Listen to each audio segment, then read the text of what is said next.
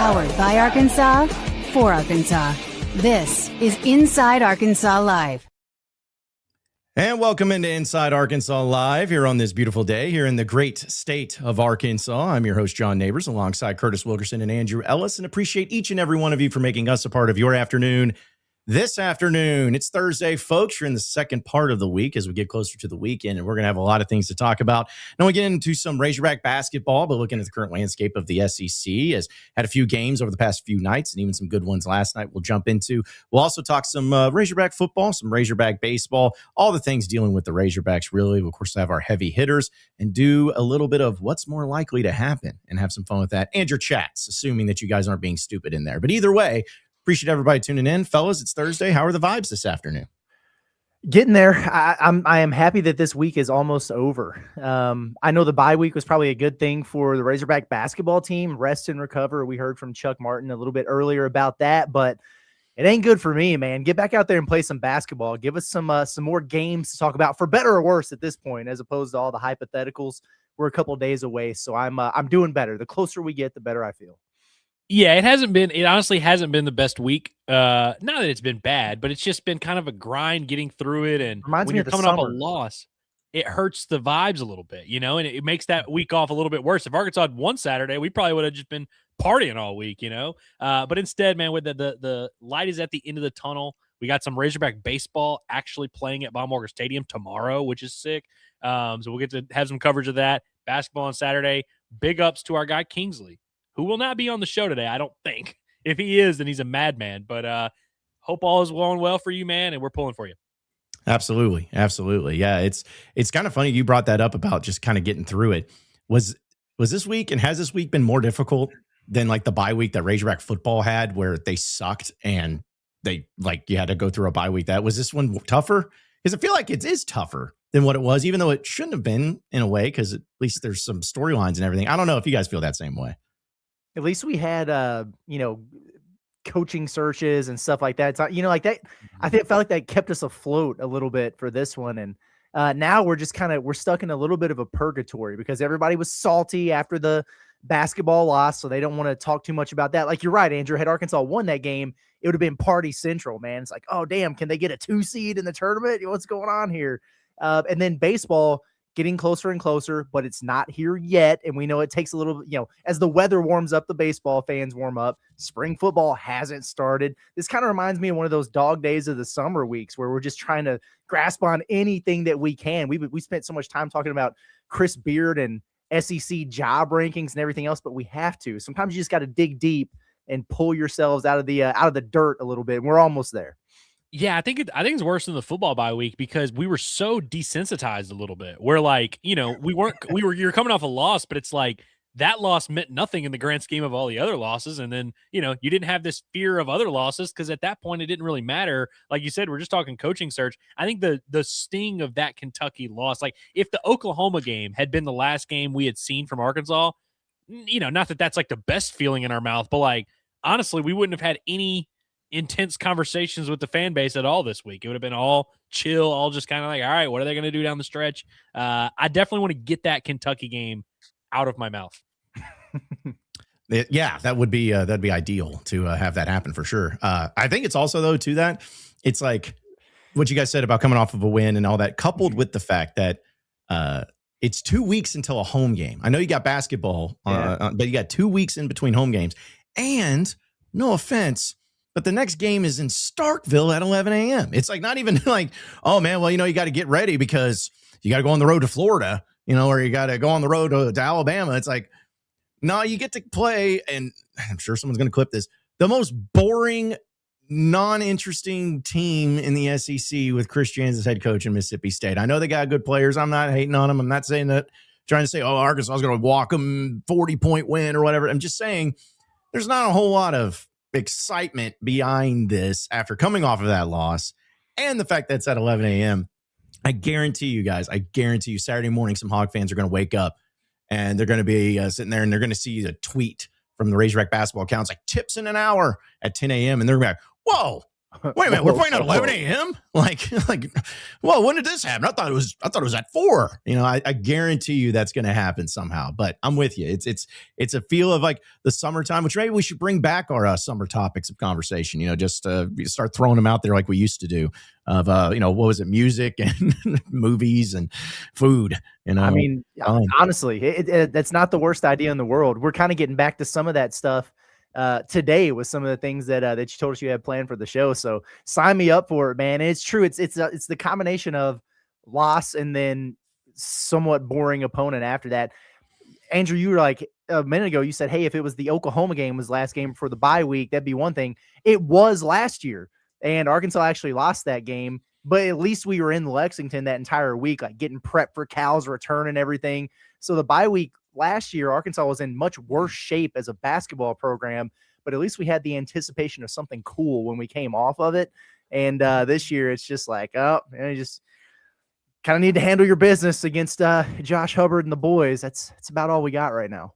Yeah, this, along with everything else, is Mississippi State's fault. And, I was thinking about it. Whenever I messaged Quinn, an Auburn fan, right before the show, and I was kind of thinking about it, and I'm like, man, I really have like zero animosity in my heart for Auburn baseball. And Arkansas's had some good battles with them, and they've gone back and forth, but I have no ill will toward them. That's kind of how I feel about Mississippi State basketball.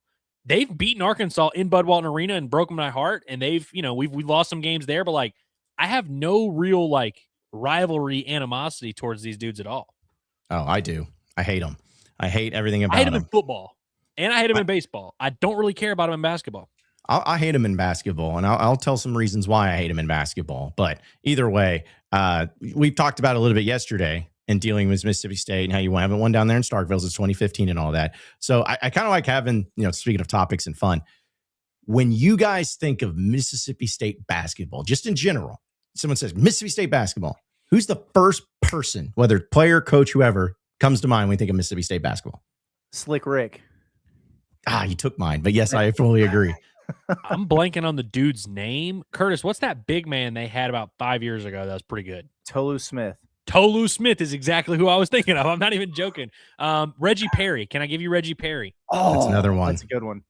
Yep, that's another one. That's a good one. I was actually thinking of, and this shows how sometimes with my collective mind of SEC basketball greatness of the mid 2000s and 2010s, it's like I get a lot of teams mixed up, and for some reason, I get the players mixed up who played for Mississippi State and Vanderbilt all the time. I don't know why. I don't know why, but for some reason, like Jarvis Bernardo, I cannot. Yeah, it's like him. It's like, one.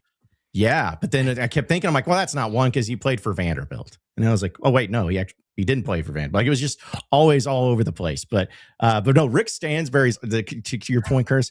He's the first one I think of. For one, he was there forever. Two, he was actually a good coach, but that dude cheated his rear end off like nobody's business. And I remember people were like, oh, well, let's just not get crazy here. He goes to Western Kentucky, which, my brother went to Western Kentucky, shout out Hilltoppers and everything, solid basketball program. And then I remember he got a 5-star player out. I'm like, okay. Yeah, like let's just Charles relax Bassey. here. Charles Bassey. Yeah, Charles Bassey was nasty in high school, dude. Hooper. He was so good. Was Bassey on that team that beat Arkansas when they randomly went and played at Western Kentucky? Yes, they did a home and home with Western Kentucky, and I think he was the road half of that. Why did your brother go to Western Kentucky, John? So nobody cares about this story. Brother, you said it, and I'm like, what? Why did he go? Oh no, it's my brother went to Florida College, which is a Christian college in Temple Terrace, Florida, which is basically Tampa. And since it's a Christian college, there's not a lot of places where credits transfer pretty fluently. And for whatever reason, Western Kentucky was a place where his credits would transfer. So a lot of his friends and of course his future wife went there, and then there you go. So yeah, it's it was Bobby there or no?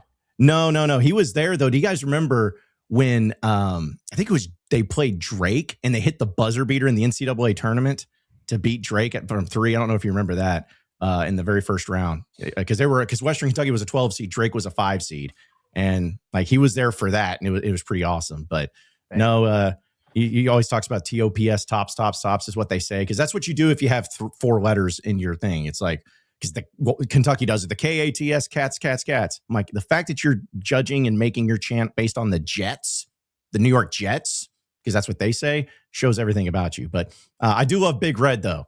I love our Big Red, but their Big Red with the big belly that he shakes it around. He likes to eat things. The mascot's pretty great. So I mean, he's a hilltopper, man. That's right. That's right. He is a hilltopper. So, but going back to the more important things like Mississippi State basketball and everything, I was just going through some of the history and looking at some of these players because I was doing my research on it. And I'm just curious. I'm going to ask you guys this question to see if you can remember. I'm not going to say like, hey, back in the 90s, but no, like, can you guys name the player? I was shocked by this that led Mississippi State in scoring for 4 straight years since 2010. Like, I couldn't believe that they had a player, any player leads a team in scoring 4 straight years. And it's not Josh Hubbard. Nope. Nah, because he's only a junior, I think. Like, I was shocked by this. I remember him, but I didn't remember that he led this him. This is going to be a name that when you say it, I remember it when you say it. Yeah. Throw it out there. Well, real quick, I'll give you the years and see if maybe that helps you. I don't know if it will, but the years that he played, I can get back to the stinking thing. It was from 2013, 14, 15, and 16. Was it there was a big man, I feel like that. Is it a big guy? No, big or guard. That's what we need to know. Guard. Okay. Because I feel like when Reggie Perry was there, they had another good guy. He was from Montgomery, Alabama, and he has a very basic name. So it wouldn't be like anything crazy. If you give up, I'll tell you. I give up. I don't know. Craig Sword. I'm talking about barely remember him. I would have had to get about 12 more guesses before I got to him. Craig Sword. I don't even know who that is. He led him in scoring for 4 years. Yeah.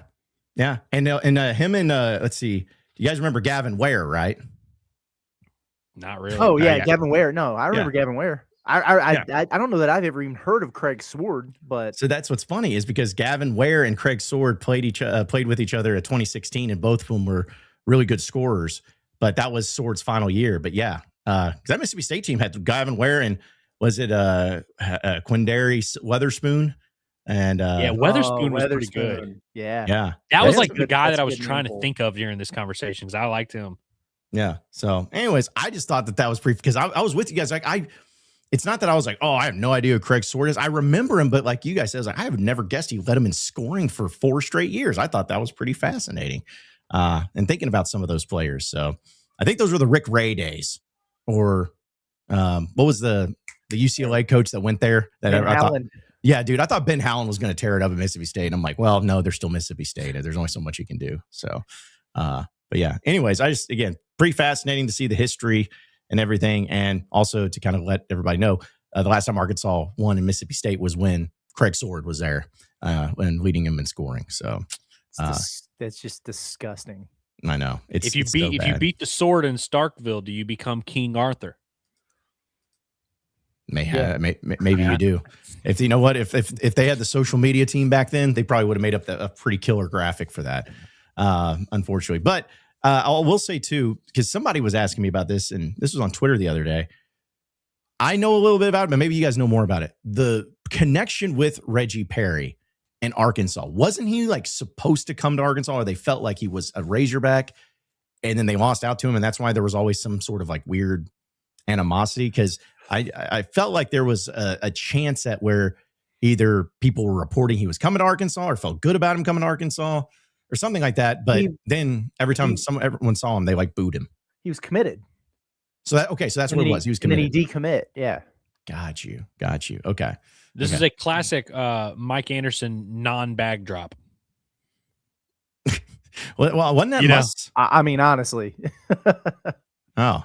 No, it was Mike Anderson. That's right. Okay. It was one of like the last years of Mike Anderson, I think, because it was. And again, this was that the context of that is also why it made it so annoying, is because there was like 4 or 5 big time recruits in a row that Mike Anderson didn't get. You know, Kavon Allen, Malik Monk, all these guys, and then that was kind of one of the last nails, I would say. Yeah, not like that they fired him just because of recruiting, but when he decommitted, it was like his dad was sick or something. Like there was something to it from that standpoint, but then he got a bag from Mississippi State, and it was a weird deal. But I wanted to say, and again, I could be wrong about this. I wanted to say it was something like he's like, I want to go someplace closer to home, and everyone was like, you're like Arkansas is even closer than to home. Like, what do you mean? It was something Right. like that. Yeah, I thought I do that's remember why that. people were bringing it up. But I also remember when Reggie Perry was balling out at Mississippi State, and even the times when Muss was here. I think I'm sure you guys felt the same way. We're like, man, God, if Arkansas had Reggie Perry on this team that Muss had, because he was like Did that he missing wind up piece. being a 4-year player? He Maybe 2 or 3 year. it looks like he was a 3-year player. Okay. Well, that's what's funny is like he really was that perfect level of prospect where like he helps you right away and he's good, Sorry. but he's not a prospect like draft. Sorry, 2 year. Sorry, 2 years? 2-year Okay. player. Yeah, yeah. So, but you're right though. Like he felt like a guy that was like, oh, this dude's going to go to the league, go to the NBA, and I was like, well, you shouldn't have gone to Mississippi State if that was what you wanted to do. But his final year, he averaged just a mere 18-10 as a player there at Mississippi State. But either way, I just think, because again, when we go back, you guys remember when the SEC had divisions in basketball, and you had to play every West team twice and every East team once, and you got to play Those are Mississippi. good days, man. Yeah, I know. I thought back to him, and because I think that one of the biggest reasons they changed it was because every year it was like the one seed out of the West who went 9-7 is going to be playing, on this side of the bracket, but then Kentucky and Florida and Vanderbilt, all that have like 12 wins or more on this side, and they ended up getting rid of it. But yeah, the SEC West division in basketball was pretty rough for a long time, and Mississippi State got to be a part of that. Good So, on them. yeah, I know. It's good. I don't Glad miss to- divisions. I don't either. Yeah. I don't either. Yeah, Are I we? hate math. Yes. Like, are we? Because I remember what was it? Baseball was just pretty controversial for a while to get away from divisions, and then of course football did, and that was controversial too. But basketball was like the OGs. They're like, no, we're doing away with these divisions. These They are did it dumb. before anybody else, right? There was like a few years before anybody else picked that up. Yeah, I wanted to say it was like in 2011. I mean, it was a long time ago when they changed it up. But either way, I know we're gonna all break it down and talking about Mississippi State basketball, like you guys all want to hear about. But want to remind everybody that Hickey and Hole Law is the official law firm of us here at Inside Arkansas, and we know that any type of legal needs, legal advice, anything like that, you would always need help with. Well, give the pros a call today. Because I can tell you, Brad Hull over there at Hickey and Hole Law, anytime that I have any questions, anytime I need any help on anything when it comes to running my business or being able to deal with any sort of questions of what we can or can't do, they are always going to be responsive. They're always going to get back with us, and they do the same thing for you. So if it's divorce and custody cases, it's criminal cases, civil litigation cases, personal injury, estate planning, and beyond, have Hickey and Hole Law help you out today. You can give them a call today at 479-434-2414. That's 479-434-2414. You can also check out their website at hickeyandhole.com. It's Hickey and Hole Law. Things are about to get better. All right. So, again, Arkansas did not have a midweek, but there have been a few games, of course, being played in the SEC. Last night, I won't say I was disappointed, but I didn't really know who to root for in one particular game last night. And that was between, of course, Alabama and Texas A&M. I really don't like either of them, but Alabama does get the victory. They almost tied it at the end. I don't know if you guys had a chance to watch it at the end, but like missed free throws and then fired up at a 3. Had a pretty decent look at it. But either way, that's a big win for Bama because they did need it as much as I don't like them. But Texas A&M takes a loss. So the top of the SEC, man, still very interchangeable at this point in time. Yeah, battle for outright first place this weekend because Florida goes to Texas A&M. I think they're both 7-2. Yeah, that was a fun game. Texas A&M is going to beat Arkansas. I'm just telling you that right now, because the thing about A&M and buckyball and everything is you have to have a different level of mental toughness and poise and killer instinct to handle that type of game for 40 minutes. And Arkansas just ain't got it. They just don't have it. And Alabama doesn't either, but they've got those guards, they got those ballers. And so they were able to outscore them there, but they just frustrate the hell out of teams. And I don't know if I see Arkansas being able to deal with that for 40 minutes, man. They're a pain in the butt. They're not overly talented, like at all, really. I don't think they have a whole bunch of SEC caliber basketball players, but the way in which they play is just designed to make you uncomfortable, make you take shots you don't want to take from spots you don't want to take them from with guys who you don't want to take them. And they just put a ton of pressure on you from start to finish. You got to be mentally locked in. Florida will beat them. Florida will go in there to Texas A&M and beat them this weekend because they've got that type of DNA about them. And there will be some teams that can beat them in a shootout. And Arkansas could do that, but I just think about how they lose focus for 2 or 3 minutes at a time against a team like Oklahoma or LSU or something. You do that against A&M, they'll go on a 14-0 run on you. Like it's crazy how they do that. And there's so many waves in the game. How many times do we talk about Arkansas, like keeping your foot on the throat, pedal to the metal, and they don't do that when they get a lead. How many times did Alabama get up by like 9 or 10 in that game last night, and then you blink and all of a sudden A&M's got the lead? It's just a completely different style of game. Yeah, I'm inclined to agree, and I'm like more nervous. Like I think Arkansas is going to perform better against Auburn at home, who they've already gotten blown out by. Like I'm like more confident that they beat Auburn than I am that they beat A&M. Me too. And I think Auburn's a better team overall, like better, more talented for sure. I definitely think there's a care factor that A&M has that I would love for Arkansas to have. And matter of fact, I'll do the thing, we always do that hard work meets talent when talent doesn't work hard. If Arkansas's players played as hard as A&M's did, Arkansas would be a Final Four team, literally. Like honestly, and I just don't know if Arkansas can do that. The only thing you can hope for is that maybe that A&M's spirit will be broken a little bit by the time they come to Fayetteville, and maybe you get a little bit of like a half-assed version of them. But I hate to do this. We got to address our guy because we're being very complimentary of A&M. They clearly, and we defended them on the SEC show this past week that like until they start losing games and looking bad, we got to respect them, and we do respect them. But do y'all have a reaction to this? Our guy Luke Giggum, noted A&M fan, says, "How about them Aggies last night?" How do you guys feel about this comment? It's dumb if he's actually being serious and saying, "Hey, how about them?" Because we almost won. Like that's dumb. Yeah, they lost. I was a little like, listen, as much as I'm impressed with A&M and we really do respect them, they're good, and we think they're going to beat Arkansas. I don't like celebrating the road loss here, especially when you got Florida coming up.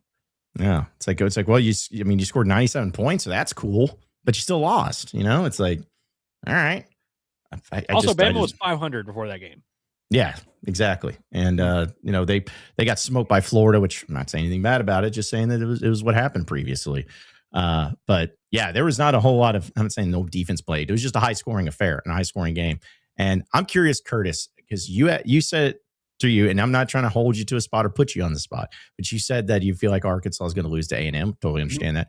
This year in SEC play, if you can recount it, what games have you felt going into it like you're like, Arkansas is going to lose or Arkansas is going to win, and it like what would be your overall, like you calling it kind of type of thing as far as just your gut feeling going into it? Let's see. I felt good about that Tennessee game going into it. I didn't feel good about the Vanderbilt game, and they wound up playing really well in that one, so that was good. I didn't feel good about the Auburn game, but I did feel good about the Georgia game. And they completely laid an egg in that one. And I thought they were going to beat Kentucky. Yeah. I felt it. They didn't. Yeah. I was the reason I was going to bring it up too is because it's like, of course, me being me, I felt good about every single game so far this year, except for that Kentucky game beforehand. I was like, I just don't like this.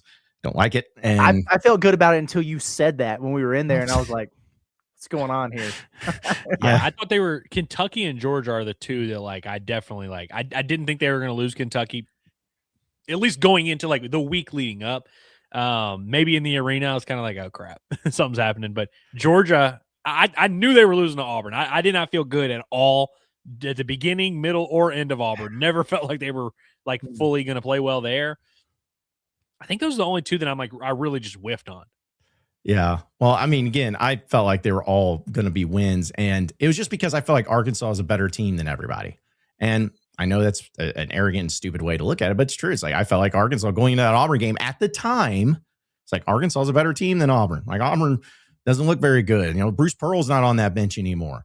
And it was the same thing with Georgia. I'm like, yeah, Georgia's ranked, but that's kind of fraudulent or whatever. It's Georgia. Come on. It's like Arkansas is a better team. Yeah, they should have. They really, if it wasn't for the first 5 minutes and the last 5 minutes, they probably do. But that's not how the game's played. But there's something about the Kentucky game, which by the way, I don't know. I've been a crazy week, so I may have already explained this. But the reason I felt bad is just because I've been in that building so many times at Bud Walton Arena, especially in the student section, getting there extra early. And it's like, I know what a feel is like when it's like, I was talking about with Mike Anderson, how I felt like that guy always won at home. It's like, that was a feeling you had. But then there were certain teams where it's just like, I don't know about this. It's just whatever it is. And then it didn't work out. But I'm sure I'll feel better about Mississippi State. I feel like, hey, this is an easy win, no problems. And I'm sure it won't come back to bite me in the rear end whatsoever. So, but yeah, A&M's a good team though. And I don't know. Every time I see Bucky McMillan, I just can't, at least I'm not someone to talk about hair, but this hair is just interesting to me. Like I tweeted out, I was like, I feel like he can't figure out which way to part it. It's like going so many different directions. But anyways, he's got Texas A&M in a good spot. Alabama gets a big win. And of course, Kentucky blew out Oklahoma, unfortunately. So there was that game too. Yeah, man, I you know how sometimes your algorithm catches on to something. I clicked on one tweet from an Oklahoma beat writer because I wanted to see what the comments were. I can't even remember what he said at this point. And so then all the Oklahoma stuff was stuck in my timeline for like an hour after that. People were just they were over it with Porter Moser, man. Holy cow. And it is crazy. Yeah, it's like somebody's got to finish last every year or whatever. But for those dudes to be 1-9 in this league is just that's inexcusable. And I think it's a little bit different than football, right? Where unless there's some kind of scandal or arrest or something, you don't really see like mid-season firings and we're just going to go with an interim or whatever. I don't think they'll fire Porter Moser before the end of the season, but good grief, people want it to happen, man. It is a mess over there. I think he regrets not dipping when he had a chance. He should have. I know that we talked about the DePaul job, but also just any other job, because he could have gotten jobs. He was a pretty big commodity coming out of the Loyola Chicago thing, the Sister Jean bump, as they call it. I feel like at any point over the last 3 years, he could have jumped ship and found a situation that suits him a little bit better. And now he's going to get fired at the end of the year, I would imagine. And, we'll see what he does from here.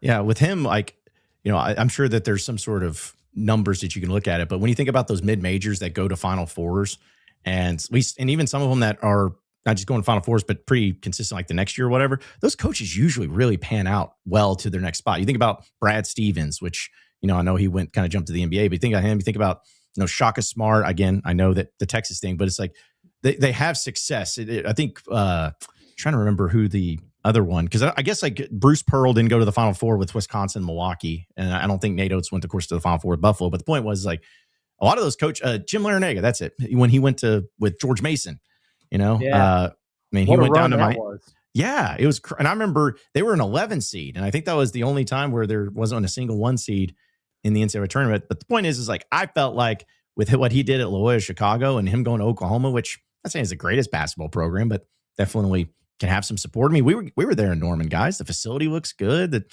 like fans can get out and get wild with it. I mean, it's crazy how they haven't had more success. I know. Did you guys see that? Right after we left, they announced that they're getting a new arena or something. Like they got the funds approved to build a new arena and like this whole. You remember I guess it was your buddy John that said like because we were talking about where to go eat or whatever, and he's like, yeah, they haven't developed anything over on that side of campus or that side of town. They don't care, but I guess they're gonna do that now. Oh, so yeah, I don't know. They got this whole plan, and maybe it was something that was in motion, kind of like the Bud Walton renovations. And they put it on the back burner, but it sounds like they're getting ready to invest some funds into that thing, and they're gonna do it with a new coach because there's just no way that dude is gonna be back next year. And I really wonder where he winds up. Does Loyola fire the dude that they have and he just goes back home, or what's it going to look like? Because they stink now too. I don't know. Yeah, I bet you anything. He'll be going to the job that's the mid major that goes far in the tournament this year, but then their coach gets plucked to go somewhere else. He'll probably get picked up to go there, like someone like Elon or something crazy like that. Yeah, because that just happened in football. What was it? Good Lord. Billy Napier. Billy Napier was James Madison. Exactly. Yeah, it'd be something like that.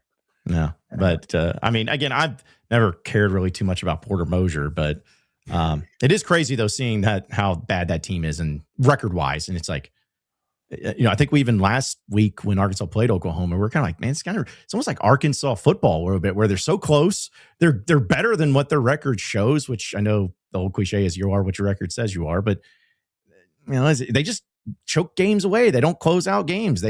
This game last night wasn't anything like that. I think Kentucky was pretty much in control for the most part, but I don't know. I'm also going to say this too, because I know you guys don't care about this, but you guys seen the movie Miracle, right? Mm-hmm. You remember when Herb Brooks sees the Russian coach or whatever up there in the Olympics walking down the sidewalk, and they just give a little nod, and he goes, someone's going to beat those guys. Every time I watch Kentucky, I feel that way now about Arkansas. I'm like, I want to see these guys again. I want to play them again. I want to see them in that SEC tournament, man. I want to see them in the SEC tournament final. And because they're going to care about it so much. And then just Cal's going to, and then when he wins it and they're all celebrating it and stuff, he's going to go in the press conference and be like, I told our guys, this is not something that's a big deal. We don't really care about it. But, hey, if we're here, we might as well try to win. So it's a good game, though. It's a good game. They have a good team over there. Mark Pope doing a great job. Just all the good stuff there. That would I be want him one again. If I had incredible turn of events. Oh my gosh, man. If I had the little genie right now, I think I would sign up for Sweet 16, Arkansas versus Kentucky, some form or fashion. Let's just run it back. I don't want any part of that. I don't want you'd that. rather you want to play them in the SEC tournament, but you don't want to play them in the NCAA tournament when you could actually end their season. Yes, because we'd have to live the entire offseason dealing with that crap. I don't want to deal with that crap the whole offseason. So then you're saying you don't think Arkansas would win a rematch with Kentucky is what you're saying? No, I'm saying that they could win, and I would even probably predict them to win, but it's the risk reward is what I'm talking about. Like, you lose to Kentucky. That's what I want, dude. I want that right now. But we just lost $400. Now we need it back. You know what I mean? Yes, I don't know. I would rather, but here's the thing is I love Cal's chances in the tournament against teams that he takes personal, because we saw that last year with Rick Pitino. It's like, I'd love his chances, and people are going to be like, oh, John, you're a wuss. Fine. I just don't want to deal with you Kentucky idiots for months and months and months. If suddenly Arkansas had a bad shooting game and your idiot players that you just, they fart rainbow blue and you're like, hey, get it, starts hitting threes right and left. And you're like, we're the superior coach and we're the superior program. LOL. And I just have to deal with that for months. I just don't want that. Weigh in here. I need you to talk me not off the ledge. I need you to talk me onto the ledge. I want to see him in the tournament.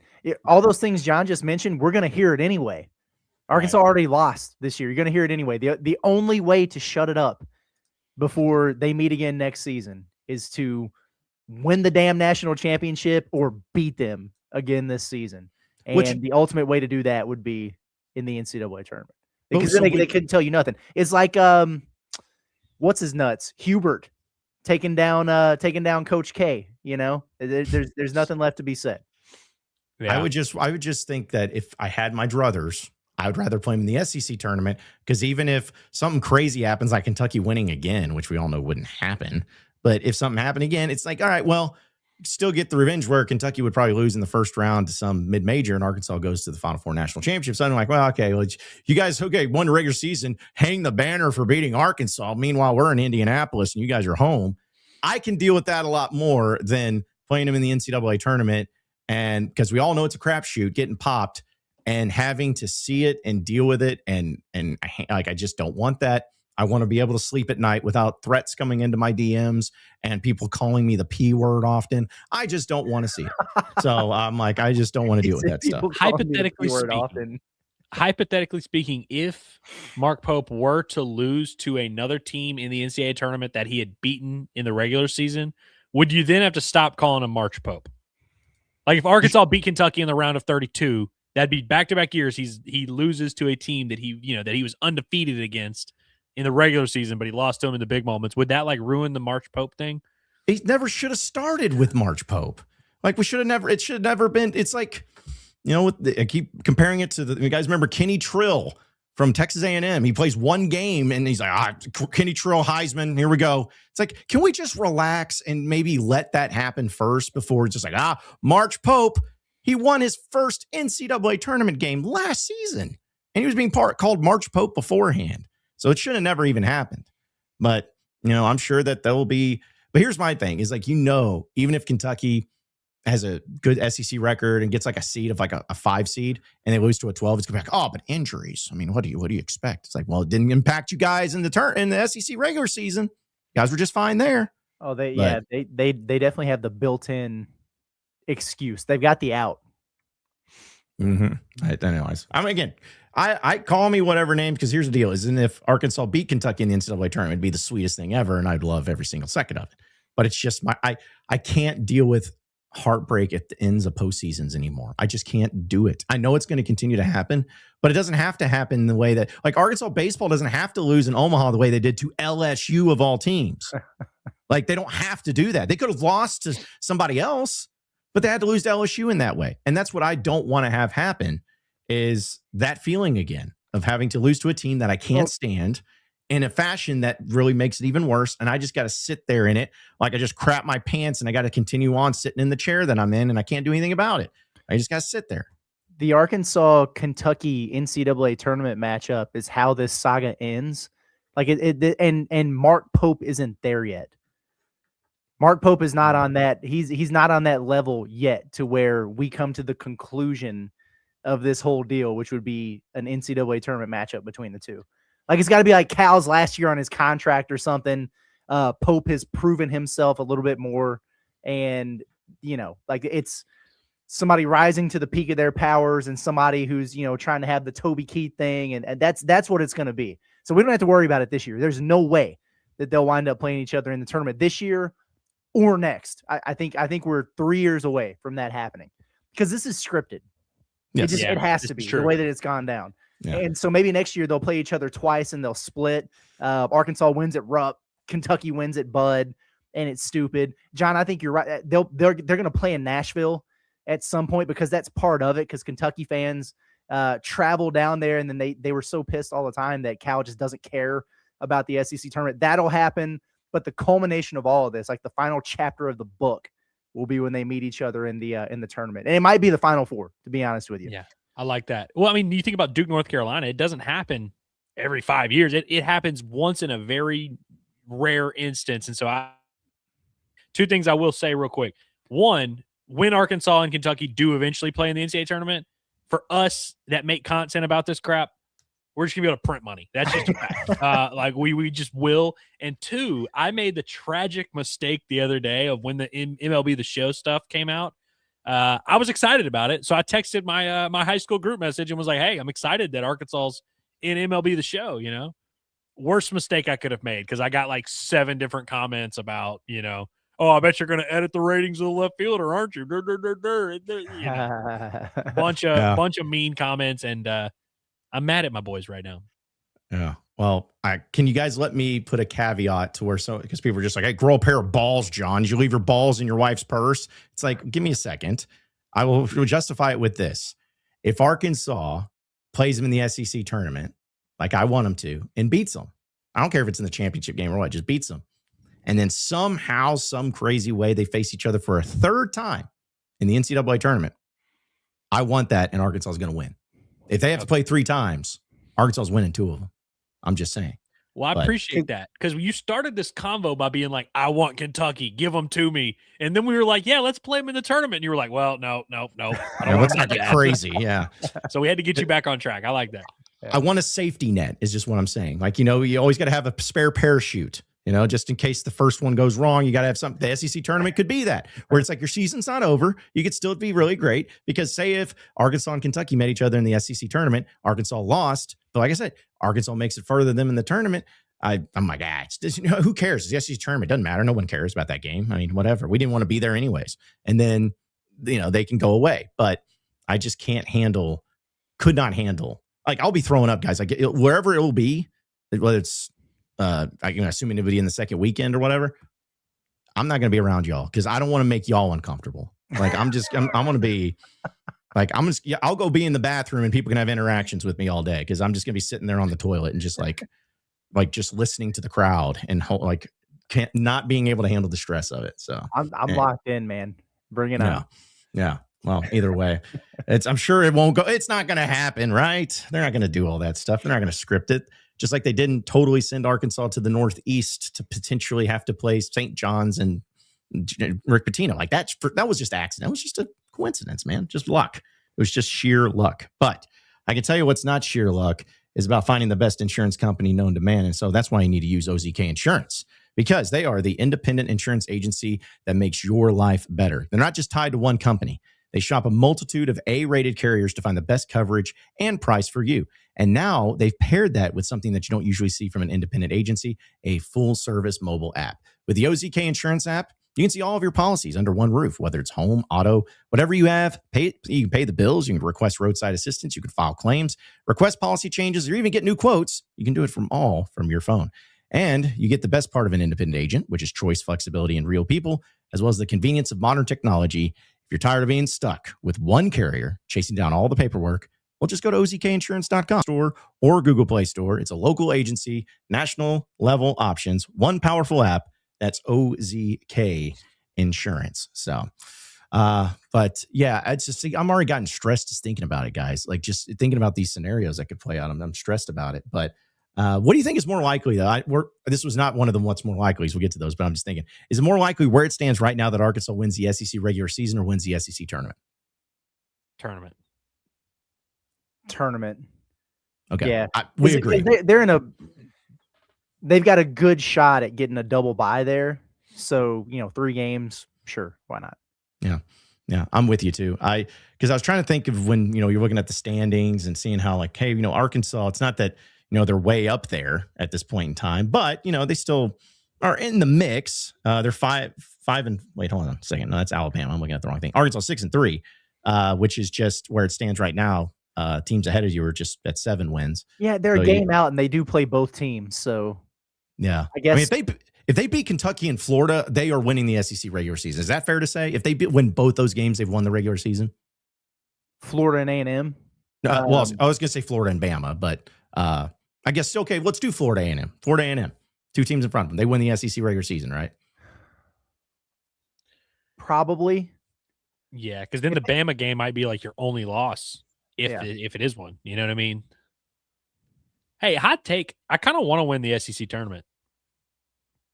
Why? I just want to see it happen. Yeah. And also, I think, there was a stretch where like everybody who would win their conference tournament would suck in the tournament, like the NCAA tournament. I think we've kind of determined that that's not really a thing, especially if you have a double bye and you just play 3 games. It's like you get a week to prepare. Like, I know a lot of people will do that thing where they're like, oh, we won the SEC. We can't win. And it's like Florida literally did it last year. A bunch of teams lately have been winning their conference tournament and then going on a nice little run. I just want to do it. I want to be playing good ball going into the NCAA tournament. Me too, man. Yeah, and I think there's something to be said for having a good regular season and then doing it. Because what would be tough is if they have to win 4 or 5 games in 4 or 5 days. Because that's when you're like, all right, how is that going to impact them moving forward? But yeah, if you get that, if you're chilling until Friday in Nashville, and you got your 3 games there, and then you have basically a week off before you play in the tournament, that's doable. You need one of them to be like maybe a comfortable win where you win by like 17, and it's not really doesn't take much out of you or whatever. Coasting, but it's like, yeah, they just, and then also, you never know. Like we talk about things that need to happen. You could wind up playing like freaking, Georgia in the title game or something like that. Someone that's like not, it's not like you might not have to beat 3 really good teams. And so I would like that. And I don't know. I'm not going to like lose that much sleep if they don't. I don't really care that much, but I would like to see it. Yeah. Well, I'll say this. The fan in me would love to see it. The fan in me would love to see it because it would be fun to be there. And it hasn't happened. Just to answer your question, David, in the chat, it hasn't happened since 2000. Arkansas's only won it once. And that was with Joe Johnson. Yeah, Joe Johnson and Blake Edens. Shout out to him. But of course, Arkansas lost. That was the only way they got into the NCAA tournament, but they also lost in the NCAA tournament first round. But the like business owner me would be stressed out to the maximum because it's like I want to be there. I want to be in person. But it's also like I know we got to be on point for when the flights and booking for the NCAA tournament. Because, I mean, you played it, was it the SEC tournament championships like at like 1 p.m. and then selection Sundays at 5. So it's like, oh crap. Like, it'd be stressful from that perspective, but it'd be all good though. If they won it and, they'd be in a good position and then hopefully that would mean that they'd get like Oklahoma City, cause they went on a run and they're got maybe a little bit of preferential treatment, something like that. But it would be nice. Arkansas just as a collective athletic department has been awful in SEC tournaments and championships across the board. So yeah. Never won. Mike Anderson went to a bunch of title games of the tournament. Like I think 2 or 3 times he got to the championship game of the SEC tournament and then just never did it. Yeah, you're right. I was getting ready to say Muss never made it to a title game. I know they played a couple Saturdays with a chance to get there, but I know they lost to Will Wade one year.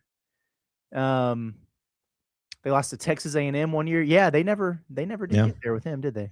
Yeah. Could you, if you guys want to know the last time Arkansas was in the title game, 2017 against Kentucky. He's a mouse. So, yeah. He's not a man. He's a mouse. Yeah. At De'Aaron Fox being named MVP. So that was a stretch where Kentucky won it 4 years in a row. And before that was 2 years in 2015 when Arkansas lost to Kentucky in the SEC title game. But that was the year that I believe so Kentucky went undefeated, right? Or it was 2015? Yes. Or they went undefeated until the final. Right. Until they weren't. Yeah, they were undefeated until they weren't. So yeah, they lost that one. And of course, the stupid one that is the worst one is they lost to Georgia in 2008 when Georgia was a 4-12 team and got in there and won. And that was a good Arkansas team. That was John Pelfrey's first year. Sundiata Gaines, all of that. And then Georgia, wasn't there like a equipment issue? Like there was like a plane crash or something? It was the tornado that hit. Tornado, same. Yeah. Equipment issue, plane crash, tornado. Yeah. But I think there was a tornado that led to an equipment issue where they didn't have their jerseys or something like that. Well, yeah, they had to move the arena because the arena got hit by the tornado. So yeah, but yes, in 2007, Arkansas also played in the title game, lost to Florida, Al Horford, everything. And then they lost in 99 to Kentucky. They lost to Kentucky in 95. So yeah, it's just not been very kind. Yeah, we get it. SEC titles. They I'm lose sorry. to Kentucky at the SEC tournament. They lose in the Cal Invitational. Yeah, I mean, well, listen, most people do lose to Kentucky in the Cal Invitational. Can you name, guys, real quick before we move on, can you name the team, not Kentucky, that has the second most in SEC tournament basketball championships in the SEC? With 8. Tennessee and Florida are tied at 5. They're third. Has 8? This team has 8, you said? Mm-hmm. Because Kentucky has 31. LSU. No, LSU only has 1, which I was really surprised to see. How many has Bama won? I know they won it not too long ago. 8. They have 8. Really? Yep, Alabama. Lord. They just realized they had basketball. Interesting. Yeah. Yeah. So they won 2 of them recently in 2021, 2023. But then they went on a stretch, 87, 89, 90, and 91. They won them. So yeah. Anyways. It's really just those longest tenured SEC teams. Right. Yes. Yes. And for another fun trivia question, can you name the SEC team that was not a new addition that has yet to win the SEC tournament? Since 1992, we'll say, when Arkansas joined. No, Auburn won it. They won it 3 times, actually. Oh. South Carolina. They've never won it. Oh. So, yeah. Just a little fun trivia facts for everybody that doesn't really care about it. I thought they counted as a new addition, low-key. I guess 91's not that new, is it? Well, yeah, I was thinking more of like the Missouri, Oklahoma, Texas A&M. Multiple expansions since then. That's kind of crazy to think about. Well, because I remember you for so long growing up, like Arkansas and South Carolina were like the new kids on the block. Mm-hmm. Yeah. And then now they're like the old kids. Yeah. I mean, it sucks because Missouri has not won one. Oklahoma, Sewanee, Tulane, these teams never won the SEC tournament. So Sewanee never got an SEC title? Never got it done. Yeah, never got it done. And fun fact too, LSU's only one they won was in 1980.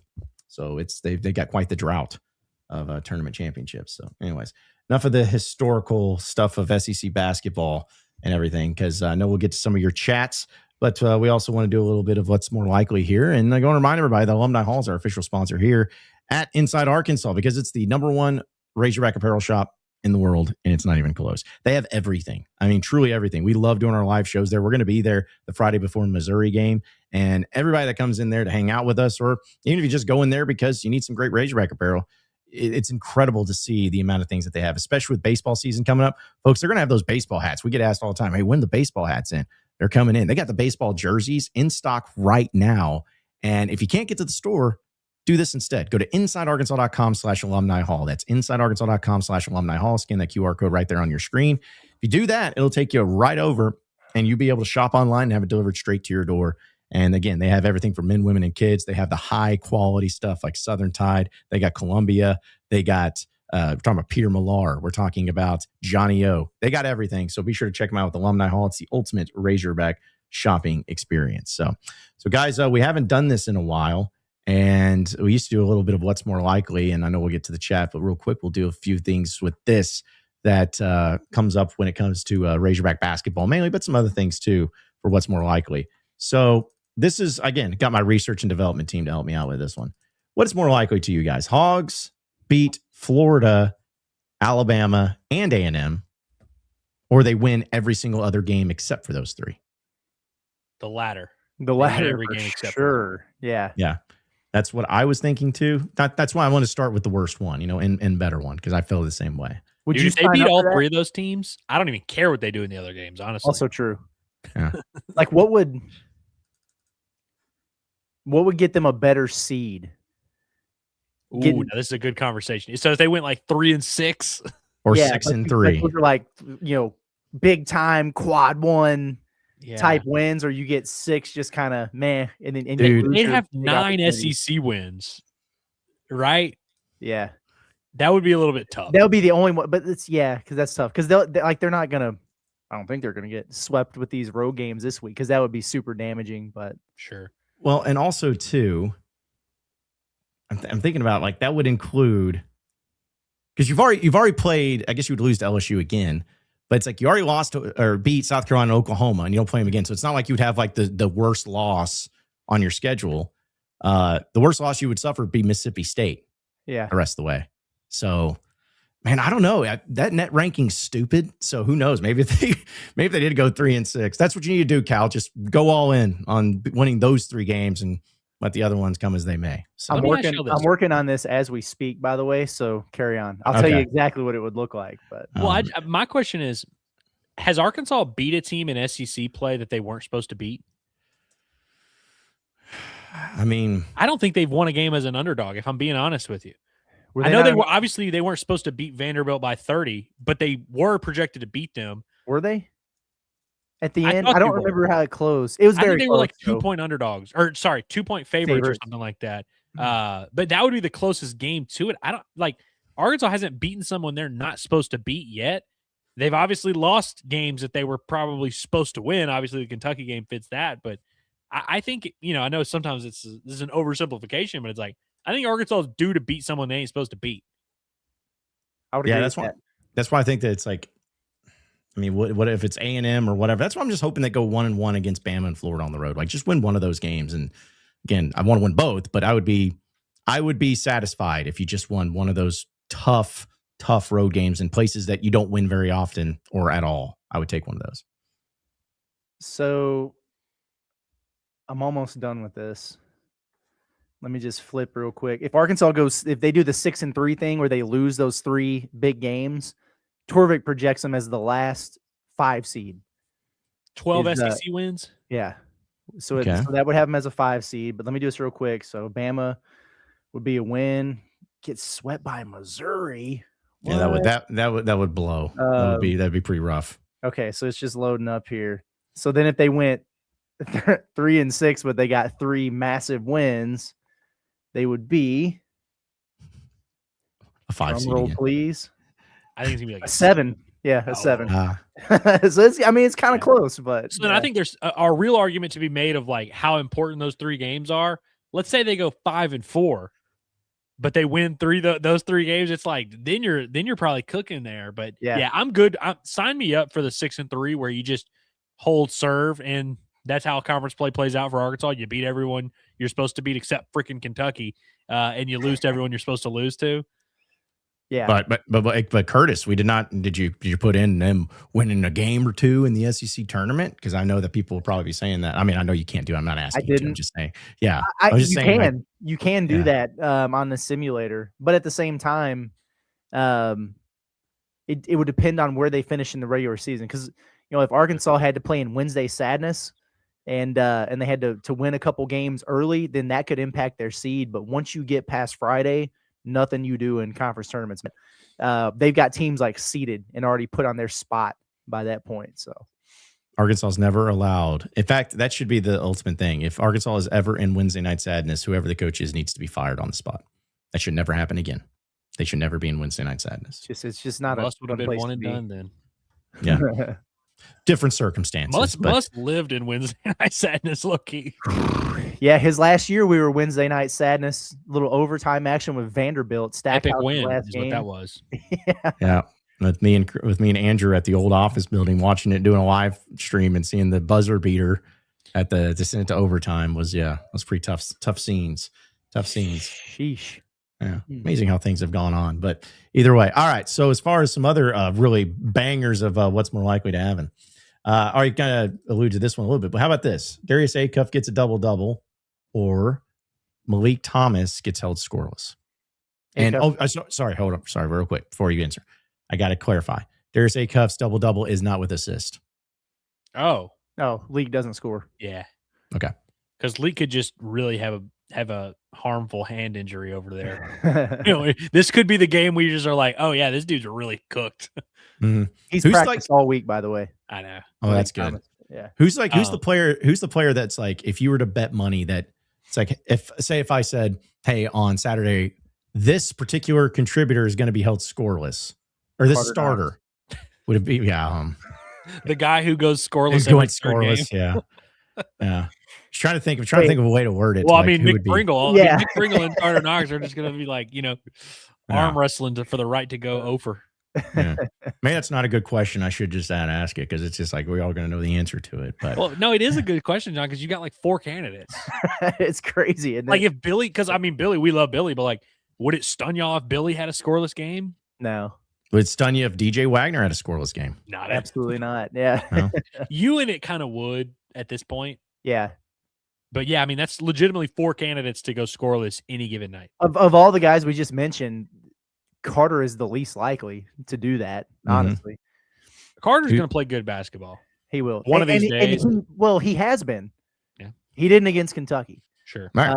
But he was a big part of why they beat Oklahoma, a couple of days earlier than that. He's been showing signs of life. Remember how good he was against Vanderbilt when they put him back in the lineup? Remember how good he was against Tennessee in the SEC opener? He was good. I think he had like 10-7 or 11-7 at Ole Miss. So he's had some nice performances in SEC play, but when he bottoms out, man, he bottoms out, and it's a tough watch. And there's no excuse for him because he's so talented. When Nick Pringle doesn't score, nobody's shocked by that because that's never been a thing for him. With Carter, it's like, come on, guy, what are we really doing here? Yeah, Carter needs to get into another scuffle because was it the game he came back for? Where at the end of the game, like he started, I wasn't saying he did, but like it was like throwing bows and the kind of guy had to separate the players. It was like non-conference. Maybe it was like UCA or something. I don't remember, but he did get called for a flagrant 1 against somebody not that long ago. Yeah, he did. Oh, Georgia. He got called for a flagrant early against Cyril, remember? Because he hit him in the chest, right? Or bowed him. He popped him. Yeah. Yeah. See, I thought I didn't see anything. I thought it was just a good basketball play. I thought the officials were being biased there. And he hit him high, but when you see a man Cyril's size running at you, you've got to load up. You have to. Yeah, I'm with you. All right, so not needing Arkansas related, but how about this one? What's more likely? Michigan, Duke, Arizona, or UConn do not win the title this year, or 2 SEC teams make the Final Four. One of those teams doesn't win the title is more likely, I think. Okay, so you think it's because you didn't say Houston, right? No, I didn't say Houston. Say, well, mainly Houston. Texas Tech, maybe. Yeah, Texas Tech. I'm trying to think of some other teams. Kansas. By the way, I don't think Kansas is going to like go on a run and like go to the Final Four and win the title or anything, but like. I could see Kansas. I don't know what their seed's going to end up being. They might be in that 3-4 seed range. Yeah. If Darren Peterson just decides he wants to play 35 minutes a game in March, Kansas is going to be an absolutely brutal out. Right. What about Illinois? By the way, sorry. Illinois for sure. Iowa State, Purdue. Another big win. Another big game for Big Z the other day. By the way. Yeah. Whatever it takes, as long as it's not Michigan State, because I'm so sick and freaking tired of Tom Izzo, dude. I hated him before, and then when Cal and him were boys, I'm like, I softened a little bit. Now I hate him again. Like I can't stand this dude. Wait, hold on. I have to pause the stream for a second to address something in the chat. Okay, don't actually pause. No, I'm not going to pause the stream. Yeah. But I have to address. There is a debate in the chat right now over who is ISO Joe, Isaiah Joe, or Joe Johnson. It's Joe Johnson without a shadow of a doubt. I'm just telling you. for a fact right now, this is not a debate. This is not a discussion. It's Joe Johnson. In fact, ISO is like the only thing Isaiah Joe doesn't do on a basketball. Exactly. He is not ISO Joe. He is Isaiah Joe. ISO Joe is Joe Johnson. Let's just get that out of the way and let's clear that up real quick. Yes, I'm glad you did that. I didn't know where that was headed just now, but you're right. I saw a little bit of going back and forth, and we're like starting to have this thing. No, we're not having that conversation. Like, listen, folks, we appreciate you watching and everything, but you can just type in on Google, like, just say like ISO Joe and see who pops up. Like, you don't have to have the debates on something like that. Like, okay, of all the things that needs to be debated, I can't believe that was something that was actually in question. Like, it's just, it's incredible to me sometimes what you guys do in there. All right, so final one here. Okay, this one's kind of interesting because I think obviously there's a little bit more of a body of work for one than the other. But what's more likely, that John Calipari wins SEC Coach of the Year this year, not National SEC Coach of the Year this year, or Ryan Silverfield wins SEC Coach of the Year in his first year at Arkansas? It's Cal. They're a game out of first place. Like, because if you win the league, it's, I mean, they could look at, Bucky McMillan. Like, he's obviously going to be a great candidate for that. And there are going to be some other schools there. But if you win the league, you're very, very much in that conversation. And they're at the halfway point and they're a game out. So yeah, I would say Cal. Well, here's the thing. What would need, now this isn't going to happen, but what would need to happen for Cal to win Coach of the Year is, one, Arkansas would have to win the regular season title. They would have to come out of this bye week like just looking like a juggernaut. Like all of a sudden you beat Mississippi State by 20. You beat A&M at home by 18. You beat Auburn by 14. Like, you just really level up and start rattling off some great, you go on the road, beat Alabama or Florida. Like, you really just look like a different team. And we start doing those metrics of like, since February 1st, Arkansas has been the 14th best defense in the country and the first best offense or whatever, which would then lead everyone to start doing this thing of like, hey, Arkansas, wow, what a great year. What a great turnaround for Cal. It's, it would be, I think that would be the only path. And I think that, even though it's not happening, is more realistic than Ryan Silverfield going 8-4, 9-3. Is that what it would take? Well, probably. See, this was going to be my take because I disagree with you guys. I think, and this is it, like, I get what you're saying, but it's because I feel, conspiracy tinfoil hat, the SEC would do, like, it would take a lot for them to give Cal the SEC Coach of the Year. Like, it would be something, because it's like, oh, well, he did what he always does. I think that there would just be not really that incredible type of thing. Now, unless he just won out the rest of the way, won the regular season SEC and then won the tournament, then yeah, I feel like that's the case. But I feel like the expectation and everything is so low for Arkansas and Ryan Silverfield. I'm not saying if he goes 6-6, he'd get Coach of the Year, but I think it would depend on teams that he beat, the excitement surrounding it. I don't know. I just feel like they would be more apt to find reasons to give it to Silverfield than they would finding reasons to not give it to Cal, if that makes sense. He would have to be better than Summerall, Golish, Stein, like all those guys that are at new jobs, for one. I don't know. You're right about Cal, though. You know what I mean? Like, yeah, you're right about Cal for sure. Gosh, I don't know. Silverfield would have to kill it. But this is a great question because both of these are going to be really difficult to accomplish. But we think of SEC Coach of the Year as like, hey, who did the best job coaching? It's not what the award criteria really is. True. It's really just like most years, it's either the team that finished first or the coach that came out of nowhere, which honestly in the SEC, Bucky McMillan is like honestly probably the front runner because he's kind of checking both boxes right now. That's probably the guy, and he's the candidate to do that. Like Lamont Paris in 2024 was that. Bruce Pearl won it last year for just having a damn good Auburn team. Nate Oates in 2021, Bruce Pearl in 2022, just league winners that had good years. Buzz won it in 2023. I don't even remember what A&M did then, but I guess they came out of nowhere. Oh, he was Coach of the Year, by the way, that year. Yeah. But like, I'm thinking about it in football. How often do football Coach of the Years go to someone who's not the best team in the conference? I'm sure it does happen every now and then. Well, didn't it go to Clark Lee last year? Probably. Like, that's what I'm saying. Like, you either have to come out of nowhere, which obviously Arkansas could do, but even Clark Lee, what'd they go, 10-2? Yeah. So it's like, that's what we're looking at for Silverfield to win Coach of the Year. You pretty much have to be in the playoff mix Like, it's really tough to do. Yeah, I just think that because at least with Vanderbilt in football, it's like they still had like they beat Bama the previous year, and they kind of had some stuff. I guess with Silverfield's like, dude, it's just like the expectations and is so low. In fact, and you talk about coming out of nowhere, because I agree, it would come out of nowhere because everybody, like, who the crap is this guy? Like, what? Who? Silver? Oh, he's the Arkansas head coach. I thought it was still Pittman. What in the world? Like that? Because people just do not care. I of course didn't. I was stupid because someone was like, hey, what? Just throw Dave Van Horn in there. I'm like, no, that's stupid because that would be the easiest answer. Yeah, Dave Van Horn's going to win SEC Coach of the Year. I think it's pretty likely compared to those two. But yeah. But anyways, I don't know. I hate the SEC Coach of the Year award in basketball. In football, I get it. In basketball, I hate it because I feel like it always goes to the wrong person every year. I think it just makes me mad. It's a cop out. They really do. It's crazy how often they just look at who's number one in the standings and they're like, I guess that's the guy who's doing the best job, which, like, yeah, fair, I guess. But yeah, it's rare that they really try and look at like who did the best job. Because that's the thing with Silverfield. He could do a tremendous job and not even be top 5. If you made Arkansas go 7-5, we'd be blown away and we'd be like, damn, that was really impressive. I don't think that would even get him consideration for the award, honestly. Yeah. You know what? Real quick, because I know we'll get to the chat, folks. Really appreciate you. But do you guys want to know who I think is the funniest SEC Coach of the Year that's won it in the past 15 years to me? For football or basketball? Basketball. Hang on. Stackhouse and Buzz splitting it is pretty insane to me. Yeah, that is pretty funny. But this guy didn't split it. This guy just flat out won it. And it cracks me up because I'm like, I don't remember it. I think it's probably true, but this is, again, why I hate this award. I'll give you a hint. It's in 2019. Oh, hell, I don't know. Kermit Davis won it. No Kermit way. Davis got one? Yes, he won Coach of the Year in 2019.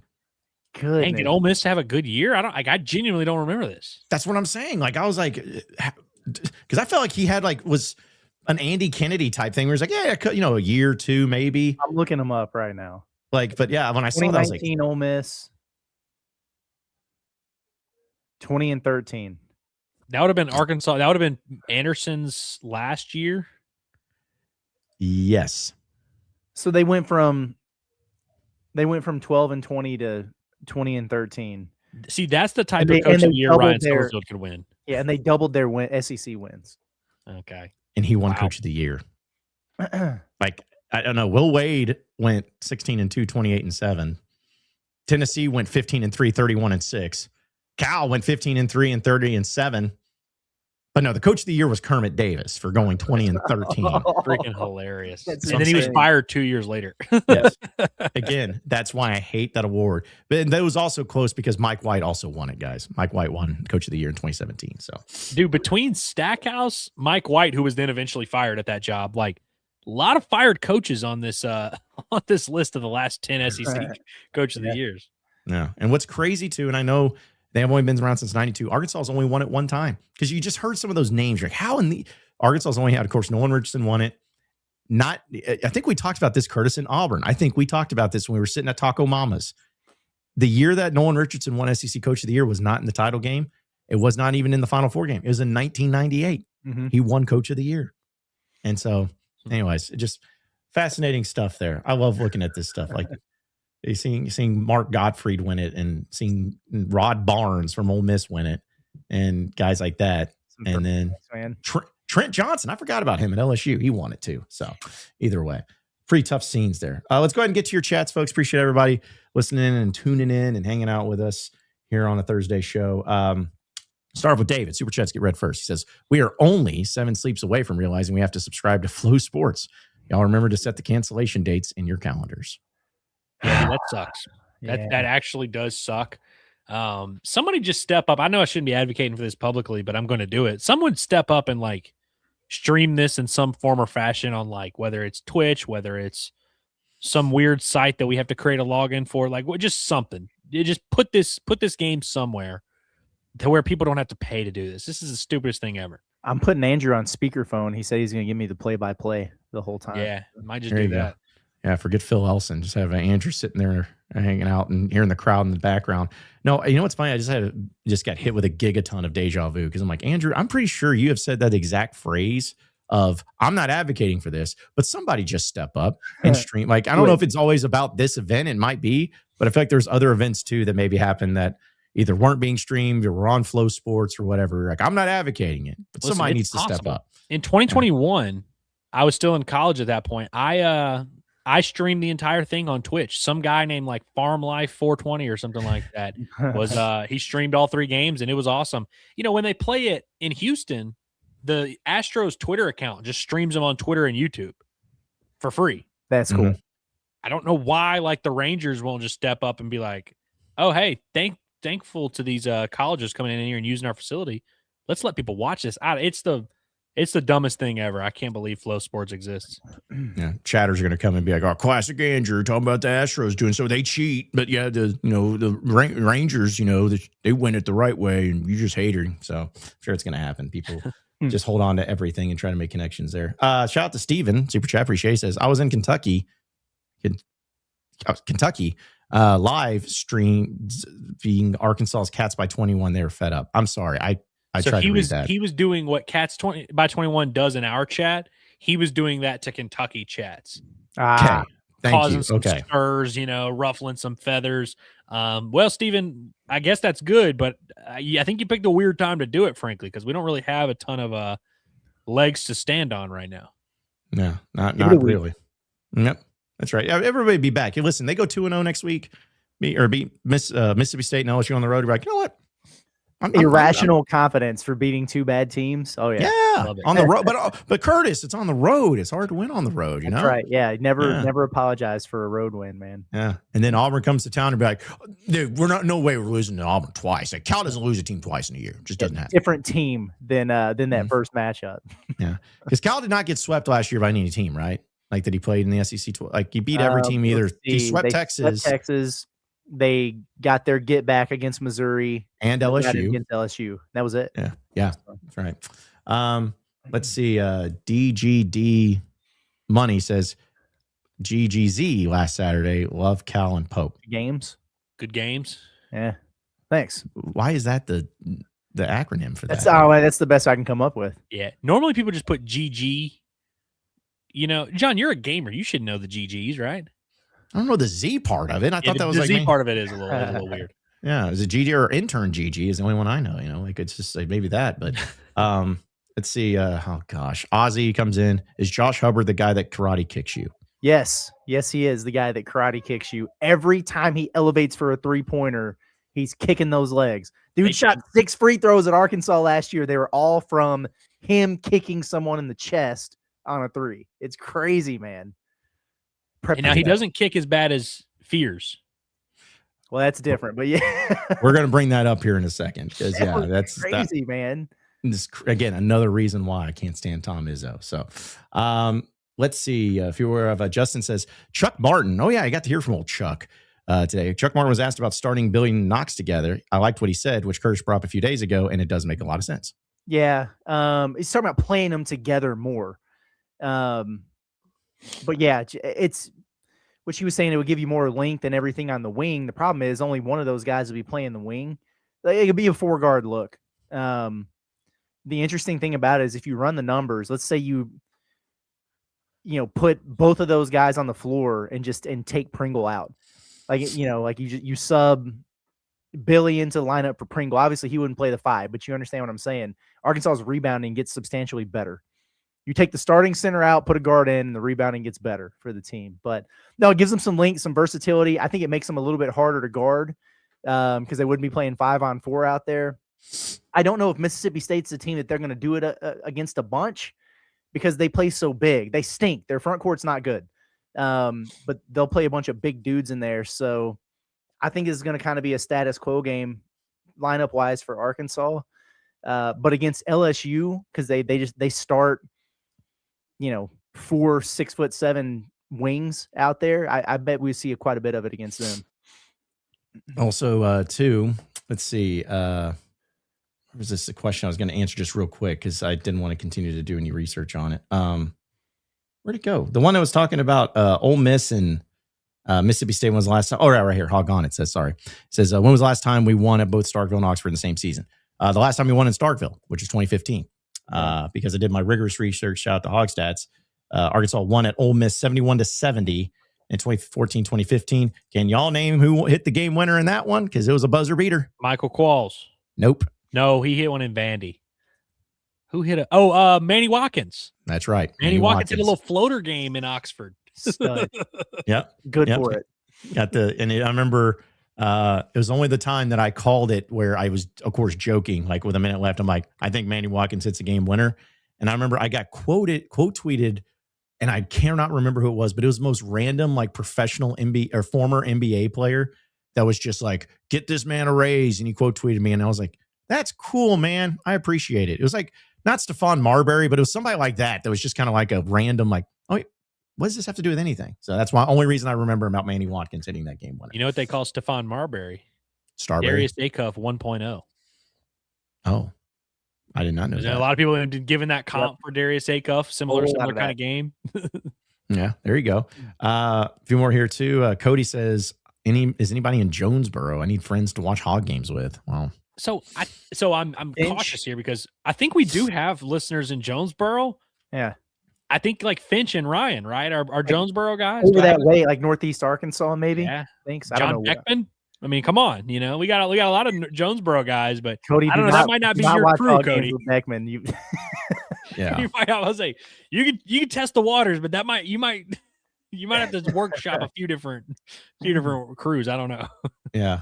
We got a lot of people though that do listen in that area. So yeah, in the metro of Northeast Arkansas. Down South Demolition Media is in Jonesboro, so link up. Yeah. Hit up Down South Demolition. Hit them up. You know how if you say something in your house or whatever, and then next thing you know, you're on the internet and you're seeing ads for it, and you're like, how does that happen? We were talking about Charles Bassey out of nowhere, and then I just saw on my Twitter, the Philadelphia 76ers have signed Charles Bassey to another 10-day contract. It's crazy. I haven't thought about that dude or said his name in however many years since they played that game, but here we are. The dude's still in the league. They were inspired by Charles Bediako and said, let's get us a big man on a 10-day. Yeah. Well, you're welcome. Yeah. Because, I mean, I think that we all knew that we were going to talk about Charles Bassey in Western Kentucky on the show today. So it just happened to work out perfectly. All right, a few super chats in here too. OKC Hog says, yesterday versus the Spurs, all of our stars were out, and somehow we almost won. Jay will pay great. Arkansas needs a smart center that weighs a lot and is a great defender and rebounder. Yeah, I mean that would be cool if they had a smart center that weighs a lot that is a great defender and rebounder. I would take one of those. They went out and signed a guy in the offseason who has been all those things in the SEC for multiple years. Smart player, weighs a lot, defends and rebounds.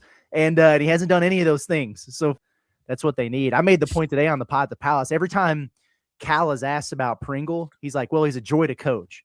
I'm waiting for him to now be a joy to watch. That's the next step in the evolution here. He has been doing a thing where like one game, complete dud. The next game, you walk away going, if I could get that from Pringle every night, I'd take it. He is due for if I could get that every night from Pringle, I'll take it on Saturday. Good Lord, I hope we get it, man. I Pringle, he feels like a Starkville kind of player to me. I feel like that's where he's going to come alive. Like he was born to play. Thrives in the hump. Yeah. Well, I can tell you, it still to this day pisses me off that the only game that like he was really, I mean, I'm not saying he was never impacted any game at all, but like was his former team in South Carolina. And I'm like, just played that way all the time, my man. Like you could tell, and I get it. You would be motivated, but there's a difference between being motivated and playing that way and then just being non-existent in the other games. Like you shouldn't have to get to that point to be able to play that well. Because, he's one of those guys I know you probably have buddies that all says like, man, you put my brain in that kid's athletic body. I could go out there and get me 20 and 10 every night. Like, it's that thing where he's a specimen. Like he's a big dude. You just be good. We know what you're capable of. It's frustrating. Yeah. If you just, Google Nick Pringle's name and watch any of his highlight tapes from, like his career, it's South Carolina, Alabama, whatever. It's not even, he's never been a scorer or anything like that, but every time you do that, it just jumps off the page at how damn hard he plays. Mm-hmm. That's the thing for me. As in a million years, I wouldn't have thought that this would be an issue for him. The dude's an animal in there. And we're not that far removed from him having to, show a lot of self-restraint to not bounce a Winthrop dude's head through the court.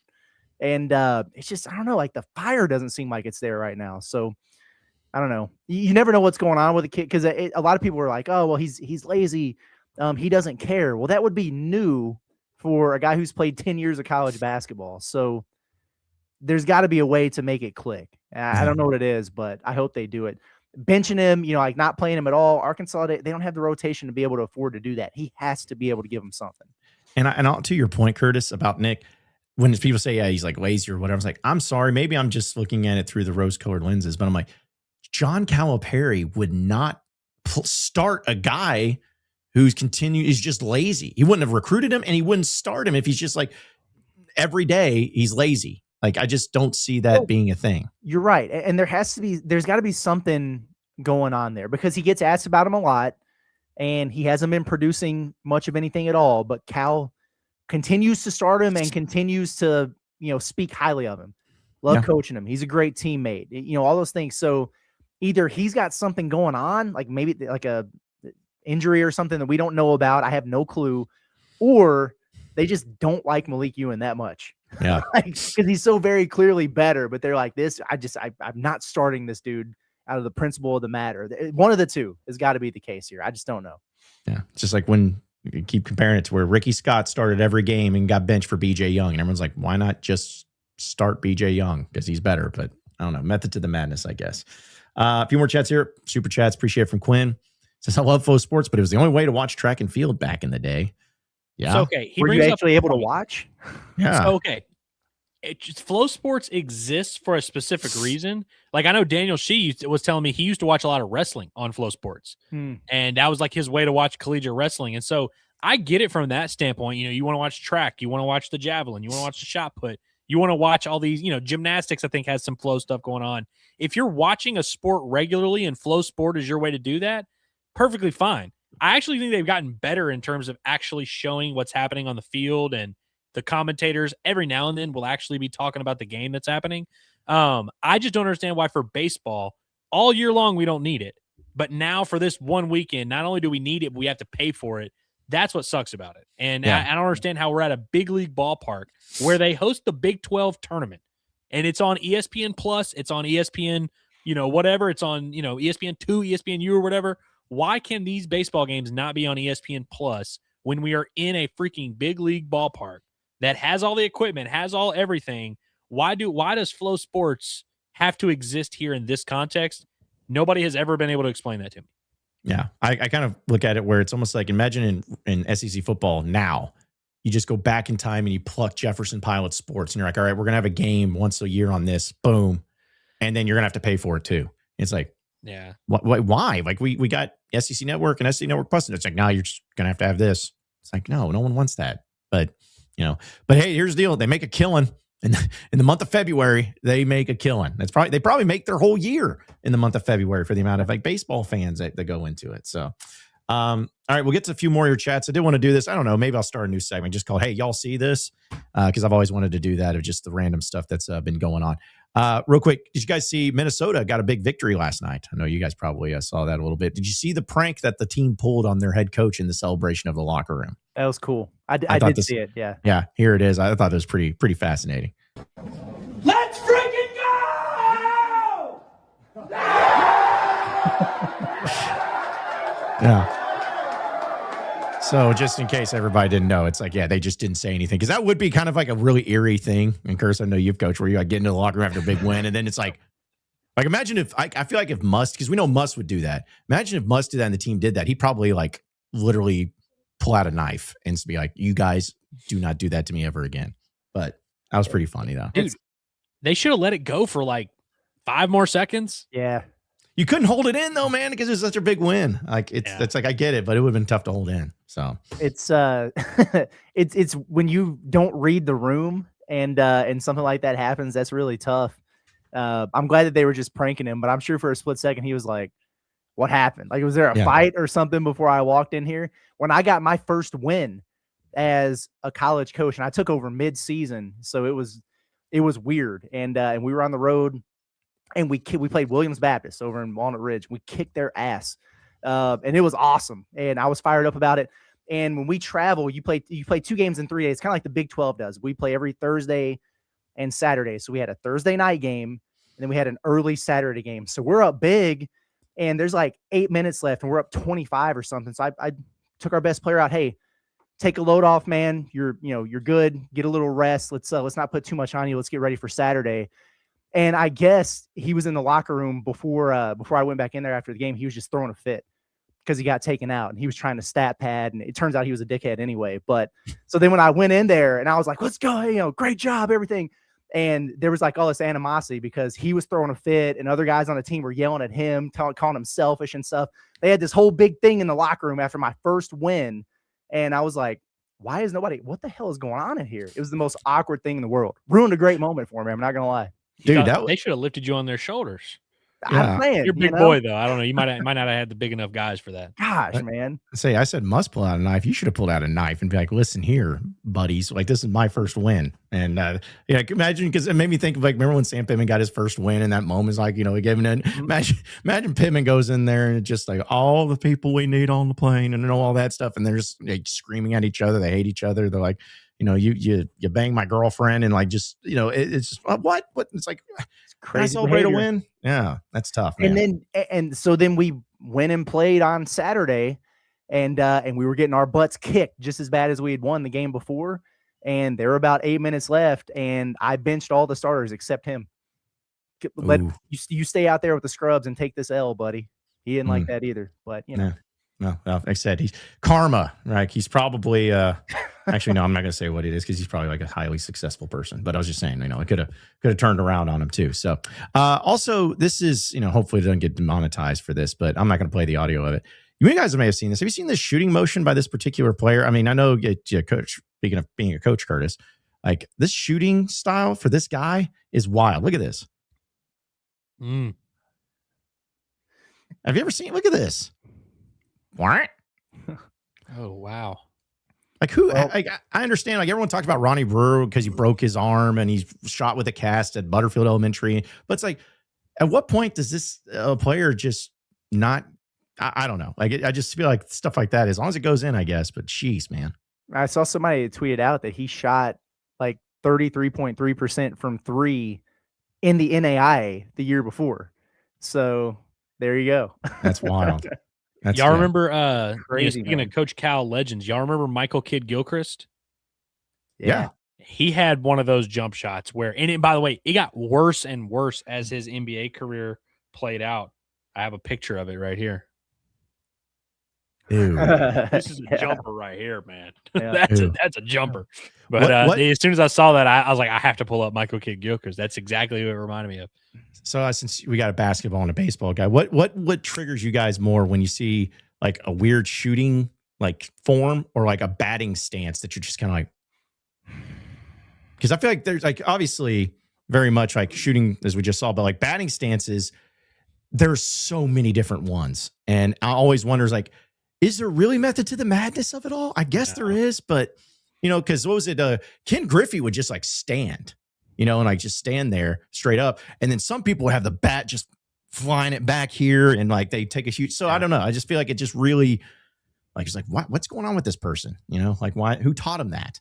Yeah. I actually appreciate some of the weird batting stances. Like if it works, it works, and some guys overdo it, but I spent so much time working on shooting form and mechanics. Like it's the NAIA, like these guys aren't, they're not the highest level athletes in the world. So we spent so much time doing that and it would drive me crazy. So easy answer for me, but I like some of the funky batting stances out there.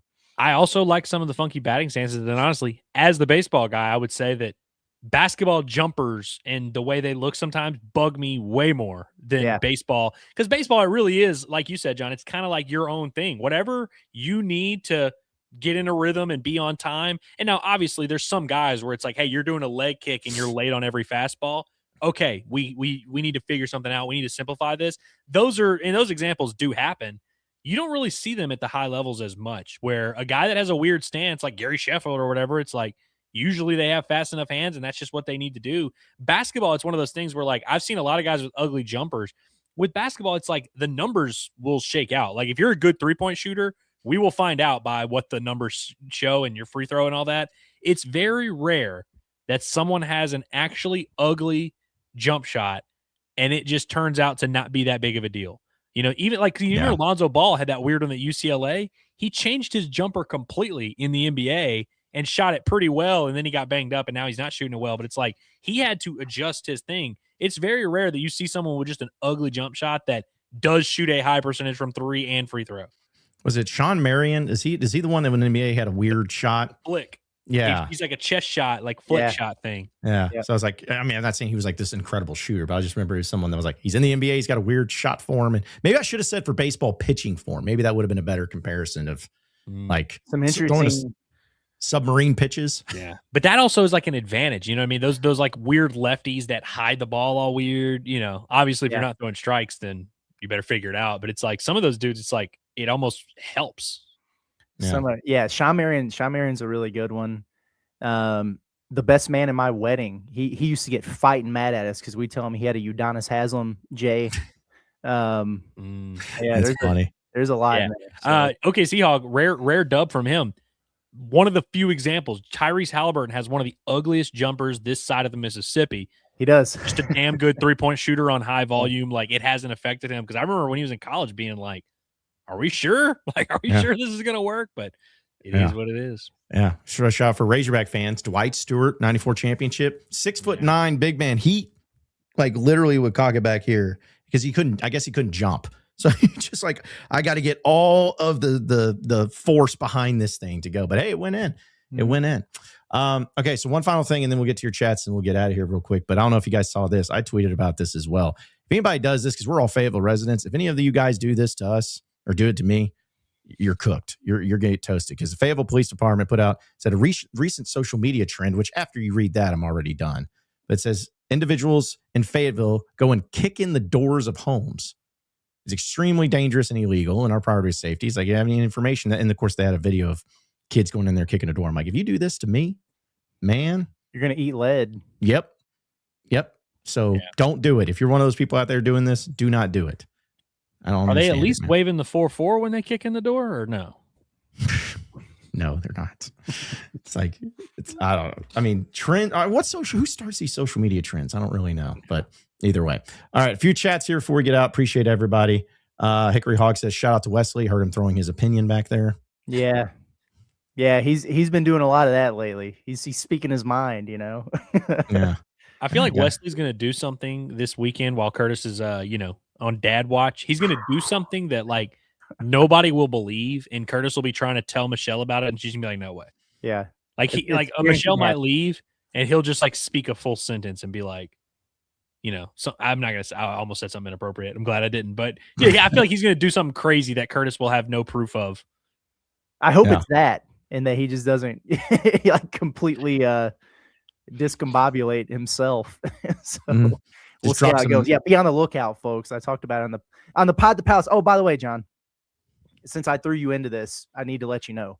Oh gosh. I threw out there for our lady listeners of the coffee club, the coffee club moms and grandmas. No, it's okay. This is not going where you think it is. That if they wanted to come babysit Wesley, Monday, so I do, that way I could get on Inside Arkansas Live with you guys before Michelle gets home, that I can't pay them, but I might be able to get them an autographed jar of the John Neighbors salsa. Ooh. That's all I threw out there. Okay. Nothing. Okay. I'm not selling your body, man. I know, but you got to admit, like when you said, I was talking to my coffee club people and about like, and you go into like, dating or whatever. And then you like moms and grandmas out there. And I'm like, okay, thank you. Yeah. I could see why you would believe that was going in a poor direction, but yes. Yeah. Autographed. Cause I did make my salsa and here's the thing is I thought about doing it and I may still do it cause I enjoy it. But I know it's like, I'm going to make it. I'm going to send it. And then somebody's just going to be on the Facebook. I bought this salsa. It's the biggest bunch of crap I've ever seen. It might as well just been SpaghettiOs in a jar with chips. It's like, yeah, I know. So, but yes. Yeah. How about that? I will send you or we'll make it happen. Cause I had to look up a lot about the South Hickey and Whole law. I had to look up a lot about cottage law and sending and having food items delivered. Apparently there's a lot of laws on that. Yeah. So real balls deep in boredom in that one. Few more, one of them here. Butcher Boy says, what's the scoop on baseball tomorrow, AE? I'll be coming down for the hill for the gymnastics and would love to catch some baseball before the meet. Not only will I give you the scoop, I've got more of a scoop than usual. I have I have heard the tentative plan for what they're doing Friday, Saturday, and Sunday. Friday, it's supposed to be 1:45 p.m. Saturday, 1 p.m. Sunday, 1 p.m. is what we're looking at right now. Will that change? I don't know, and we'll definitely keep you updated. But right now, that is the plan. Okay. Wonderful weather. Yes. Yeah. Better than what it's been, dude. I'm sick of this cold weather stuff. Which no one cares about this real quick. I bought weather stripping 3 weeks ago because my weather stripping on my front door wasn't great. It just got here yesterday. Just in time. Just in time for it not to be a thing where I need it as much. So yeah, it's just story of my life. Day late and $1 short. Cats by 21 says John doesn't have much confidence in his Hogs. Yeah, why would I? Thank you. Believe in something. Yeah, Hickory Hog says, John, in those trying times, just close your eyes and imagine you're on a United flight. That's pretty good. No, like I said, because that would be the worst nightmare is being there in Portland or wherever, San Jose, seeing Arkansas lose to Kentucky, and I got to get on a plane and fly home. Mad. Like that. That's just all my, it's like my worst nightmare. At least if it's going to happen, let's do it next door. Yes. Take a cross-country flight. Yes, because you know it'd get delayed. And then just there'd be bumps and stuff. Yeah. Stuck in a terminal with a bunch of Kentucky fans. Yeah. Yeah. Who know who we are. And they're just like, hey. Yeah, I don't want to deal with that. A few more here. Your Extreme says, Curtis, how much of our issues at the 5 do you think can be attributed to Kenny Payne's coaching? Or is it more the circumstances? Jonas hurt last year, Nick playing worse than he has in his career, etc. Or is it more the circumstance? I think it's circumstantial. I mean, it certainly was with Jonas, and as you mentioned there, him being injured, that had a big impact on things. And he was such a huge part of, he was kind of the focal point of what they were trying to build last season. And you saw that once he got healthy and he started playing the way that they thought he was going to, Arkansas was a completely different team in there. Yeah, it's interesting this year because they wanted to get more out of Malik Ewan. The whole idea was this is a super talented dude who's skilled and he can score. All those things are going to be there. Offensive rebounder, but Cal's got to do his Boogie Cousins thing. Like, get the dude to play with motor at all times, get him to take a step forward. He's taking baby steps, but he's not there yet defensively. He is about defensively for Arkansas what he was at Florida State. Is that Kenny Payne's problem? Partially. Is that Malik Ewan's problem? Partially. Like, there's things that go around there. The Nick Pringle stuff is pretty baffling though. Like that was supposed to be the defensive, paint presence and the physicality and because there's been so much conversation about Big Z in this chat here recently. How you all forget how you felt this time a year ago. Truly. Because people want to go look at the stats. I'm like, oh, he was 4th in the SEC in block shots. Yes, but we all saw how problematic that was defensively. The same issues that Pringle has in terms of grabbing a defensive rebound, like all that stuff was still there. Pringle has not been yet what they expected or hoped for him to be. I don't know how that's I don't think it's a Kenny Payne problem. I think he's just got to figure it out. Whatever he's got going on, he's got to snap out of it. Maybe Kenny Payne can whisper in his ear and help him do that, but I guess it hasn't happened yet. Yeah, I feel like Pringle, it's like, dude, you've been in the SEC for 5-6 years. It's like this isn't just a Kenny Payne development. It's like, no, you should be better than what you are. I mean, blame to go all around, but still. A couple more here. Austin says, when Andrew comes into the chat, it's like when your parent comes upstairs at 2 p.m. to break up the sleepover. I think you say 2 a.m., but yeah, that's true. That's true. No, I like that. And it's accurate too. Yeah. Born to be a Hog says, don't y'all pick on Andrew. He's my household faves. Curtis and Dudley also the bomb. So one, I love that John just doesn't exist in this world here. That's funny. I kid. But two, Born to be a Hog left a very nice comment on a recent bombastic that made me smile. Just it was very, very sweet and one of the good ones in the chat. I got to go back and look because I saw a couple people talking about picking on Andrew. I missed that today. Yeah, I know. I didn't see a ton of picking on me. I think I'm trying to remember at what point I maybe ruffled some feathers. I don't know. Maybe just when I snapped at the chat, but they really weren't picking on me. But I'm sure there's always a little bit. There's always a little bit of anti-Andrew agenda out there. But when I was reading this chat, I'm like, I wonder if there's any sort of reasons specifically being named. but it's all good. Hey, no, I'm not for everybody. All right, 2 more. Curtis, I guess 3 more. OKC's Hogs says, Curtis, why did Cal only recruit 2 big men and why not get 3 centers? Don't ask me. There's been so much revisionist history here and forgetting. I'm not saying you, OKC, but a lot of people who listen to our programming were on my neck all summer because I said they didn't do enough in the front court. All summer, I heard it. Trust Cal. They've got enough depth. You're just looking for a reason to bitch. All summer, I heard that. And now that it's an issue, everybody's asking me why he didn't do it. I don't know. I've been asking that question for months. I don't know what to tell you. Also, Quinn didn't miss your super chat. He said, Andrew, what do you think of the SEC coaches preseason baseball rankings? Yeah, I thought about bringing that up. So Arkansas picked to finish 4th in the SEC according to the coaches. LSU was picked to win it. And I think it was Texas and then Mississippi State were the 3 above them. LSU, Texas, Mississippi State. And then Auburn, Quinn's Auburn squad right there behind Arkansas at 5. I like that. One thing that jumped out to me, Georgia picked 9th. Now, Georgia has not made it to Omaha the last couple of years, but they've been a national seed each of the last 2 years.